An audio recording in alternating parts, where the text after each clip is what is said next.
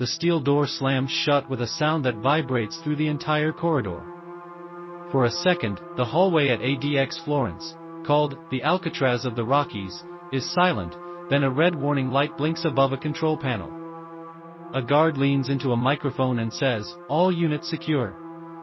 Somewhere behind the door is an inmate the public has only read about, a man who hasn't touched another person in years. This is not just another prison.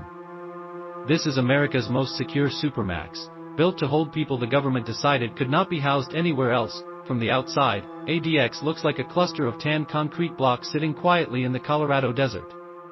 But inside, it's a maze of layers and doors designed so prisoners never come face to face. Movement happens one at a time, watched on cameras. Cells are made of poured concrete, each about 7 by 12 feet, with a narrow window angled toward the sky so you can't see the horizon. Meals arrive through a slot. Showers happen in small stalls with automatic locks. When reporters or attorneys get a rare tour, they're struck by how quiet it is. No shouting, no yard filled with people. Prisoners spend about 23 hours a day alone. The 1 hour of recreation happens in a concrete pen called the Dog Run, with mesh overhead. Some men have been here for decades, names like Ted Kaczynski, El Chapo, Guzmán, Dzhokhar Tsarnaev. They don't cross paths. They're managed like pieces on a chessboard. Guards describe it as both the safest and the most stressful place they've ever worked. "You don't relax here," one officer told a documentary crew. "You're always scanning, always thinking 2 moves ahead." The control room looks like a small command center with monitors showing every cell, every hallway, every pen. Each click of a button opens or closes a heavy door somewhere else. Despite the silence, tension runs under every Ing. The prison's design prevents riots and escape attempts, but the psychological pressure is constant. Former inmates interviewed after transfer describe losing track of time, pacing thousands of steps a day, or talking to themselves just to hear a voice. Advocacy groups call ADX Florence a clean version of hell. During one inspection, a door jammed in the control system, a rare glitch. Alarms chirped and lights flashed as officers moved quickly down the corridor. For the first time, the visiting journalist saw something unscripted. Inside one cell, an inmate was standing at his window slit, trying to see what was happening. Another pressed his ear to the door slot. No one in the control room said what the problem was. Guards blocked the view and ordered the visitors back. As the cameras caught the red light blinking and the silent figures behind steel doors, the narrator's voice dropped. Even in the most secure prison in America, the unexpected can happen. The screen faded, leaving viewers to wonder, what was behind that jammed door, and what would happen next? Red lights flashed above the corridor while the jammed door at ADX Florence refused to lock. A soft alarm echoed, not the deafening siren you'd expect from TV shows, but a steady, high-pitched tone that set everyone's nerves on edge.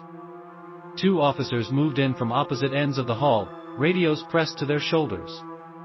In their cells, inmates shifted closer to their door slots, trying to see. For a moment, the carefully managed silence of the Supermax cracked. A supervisor swiped a control panel, punched in a code, and the heavy door clanged shut. The red light faded. No breakout, no riot, just a rare mechanical fault. "People think it's chaos every day," a guard later told a reporter. "It's mostly routine. But you can't relax for a second." That routine is what makes ADX Florence both feared and misunderstood. Each prisoner lives alone in a concrete cell about the size of a walk-in closet. Meals come through a slot. The only view is a thin strip of sky. Recreation is 1 hour in a walled enclosure where you can't see another human face. Guards call it administrative movement. Everything is scheduled, staggered, and logged so rivals never cross paths. As cameras resumed filming, viewers saw how tightly movement is controlled. An inmate leaves his cell in shackles, escorted by 2 officers, while another waits locked behind steel until the hallway is clear. No chance meetings, no whispered plans. Even legal mail is screened for codes. The myth of inmates freely running gangs from their cells falls apart under these images, yet the isolation takes its own toll. Former prisoners have described pacing thousands of steps a day, doing push-ups until their arms shake, or inventing games with lint to keep their minds active. Advocates have called ADX a clean version of hell, spotless floors, harsh lights, and almost no human contact. Guards too feel the pressure, their mental health strained by constant vigilance and the knowledge of who they're supervising. During the tour, the journalists were led to a small outdoor pen. It looked nothing like a yard on TV, just concrete walls, a grated roof, and a patch of sunlight. An inmate stood in the corner doing slow stretches. He didn't look at the camera. A voiceover explained, this is the only time each day he sees the sky. Back inside, the visitors passed a row of doors marked with coded numbers. Behind them were some of the most infamous names in federal custody. Each cell is like a vault. There's no place more secure in America, the warden said quietly. It's built so nothing gets out, not people, not plans, not even a whisper without us knowing. As the camera crew prepared to leave, a new sound broke the calm, a muffled thud from a cell far down the corridor. Officers turned at once, radios rising. The red light began to flash again. The narrator's voice lowered. Even the strongest walls can't fully contain the tension inside. The screen froze on the flashing light, leaving viewers wondering what had happened this time inside the world's most secure prison. The red light blinked faster, reflecting off the polished concrete floor like a pulse. Officers froze for a split second, then moved in formation toward the sound. The muffled thud came again, not an attack, but a prisoner slamming his fists against the wall of his cell. Through the narrow window slit you could see his hands beating the concrete. Years of silence had boiled over in a rare outburst. 2 guards keyed in a sequence at the control panel. The heavy inner door clicked and a small hatch opened so a psychologist could speak to the inmate without entering. Step back from the door, she said calmly. He did, breathing hard, shoulders shaking. For viewers at home, this was the first raw glimpse of how isolation can break a person down even in a facility designed for total control. The incident ended without force. The prisoner sank onto his bunk, still muttering. Guards secured the area. This is why we watch so closely, one officer said quietly to the camera crew.